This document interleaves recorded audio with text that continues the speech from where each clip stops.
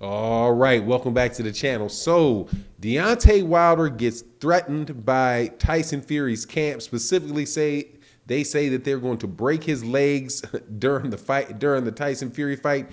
And this is a little bit of foreshadowing towards cheating because this is one of the things that they did last time before they did that to Deontay Wilder. Let's talk about that in this video.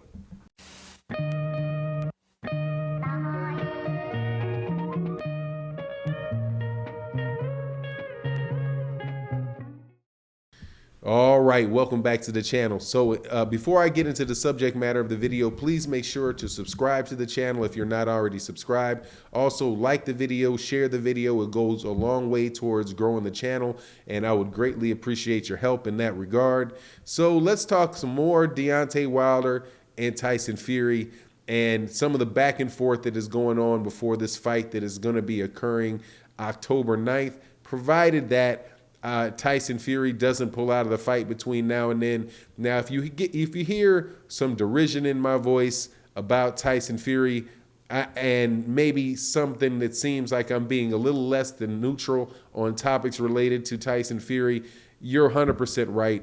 I am. I just absolutely do not see anything ingratiating about Tyson Fury, about Tyson Fury's camp, because I believe that they absolutely positively cheated in the first fight, in the second fight, and they did so in just a way that is disrespectful to the sport of boxing and really disrespectful to the health of boxers. Something that I think all boxing and boxing fans should be concerned about. When you go into the ring and you're basically fighting as if you're in a bare knuckle boxing match, that is what I call, that's what I consider to be very, very low brow. And so when they start threatening and saying that, Deontay Wilder's skinny legs are going to break the first time Tyson Fury, hits him, it reminds me of the lead in to the second fight before all of that craziness happened. Now, the person that is saying this is John Fury, and John Fury is the father of Tyson Fury. It didn't come from Tyson Fury directly, even though Tyson Fury is starting to amp up and say a lot of things about how he's going to hurt Deontay, and all that. Now, usually in a boxing match, when somebody says what they're going to do, how they're going to hurt somebody, right? That to me really doesn't signal something. But these particular guys, John Fury and Tyson Fury, are just, if the word barbaric is a little bit strong, it's just, like I said, it's just really a little bit strong, because the last time that they said this and they started talking about what they were going to do was this was before the second fight. And in the second fight, that's when Tyson Fury came in with those gloves that had almost no padding on them. He came with the neck holds and neck wrenches, and how he was going to be a big man and just bowl over him. None of that stuff that he did had to do with boxing, and it all had to do with rough manhandling in a boxing ring that they knew that they would get away with, because the referee was not going to stop a fight that size for those fouls. And I will grant you that they were very slick in the way that they got away with it. So when I hear him start to talk about this again, it just reminds me that, hey, these are the type of guys that might actually try to do something like that in a boxing ring and find some way, to harm his legs, because that's what he was accused of doing last time, where they were supposed, Deontay Wilder, now it had said that he had his water poisoned and then his legs taken away. But see, the thing about John Fury himself is that this is just basically the way that these guys believe that you should behave in a fight. It's like, no matter what you have to do to win, you do what you have to win. John McDermott, can you see it at the consistency of their cheating? They cheated in the John McDermott fight, right? But in the John McDermott fight, what they did was they did with the gloves. They got themselves in a situation where they negotiated for a certain type of glove for Tyson Fury and another certain type of glove for John McDermott. Tyson Fury got to wear the puncher's glove.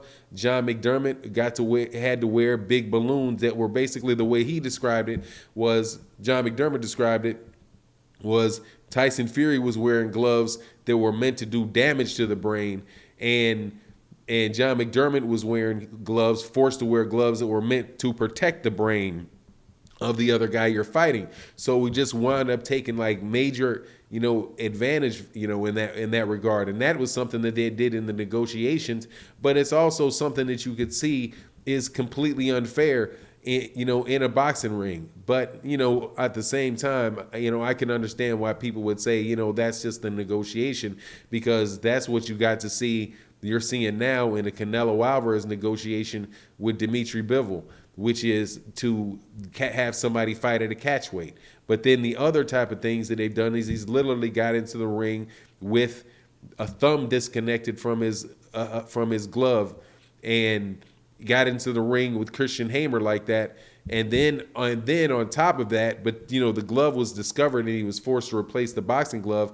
But then afterwards, they find out that he was on performance enhancing drugs. So, and I'm telling you this, I believe that this is something that's in the mentality of both of them, because my understanding is that John Fury got into a fight with somebody and literally gouged a man's eye out. And I don't know about where you guys stand on fair fights, but sticking your thumb in somebody's eye and gouging the man's eye out, that seems to me to be a little bit overboard, and might be, just, really taking it and not having much concern about the life of somebody else. And so to see Tyson Fury drug somebody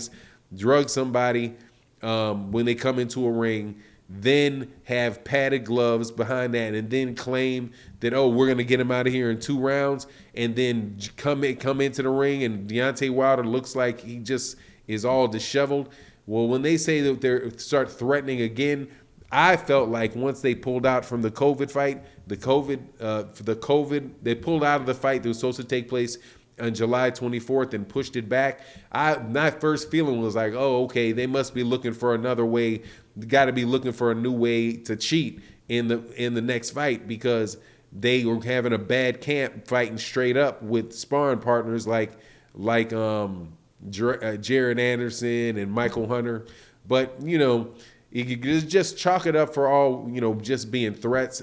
But I don't chalk it up for just being threats. I think when Tyson Fury is talking about doing harm to people, I think that he actually means it.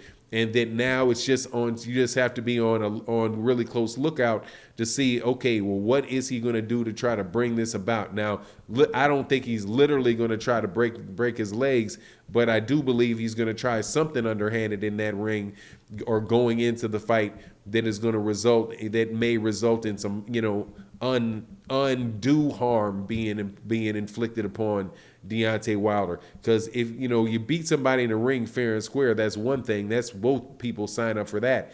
But when you do things like have gloves that are tampered with, and you tamper with somebody's water, and you come in there on, more than likely, this is my belief, on steroids, that's when I think you're coming over the top. And like I said, this threat is, and this attitude that they had, I think this is hopefully it's not foreshadowing of it, but it sounds like it is. You let me know what you think in the comment section. And with that, I'm out. Peace.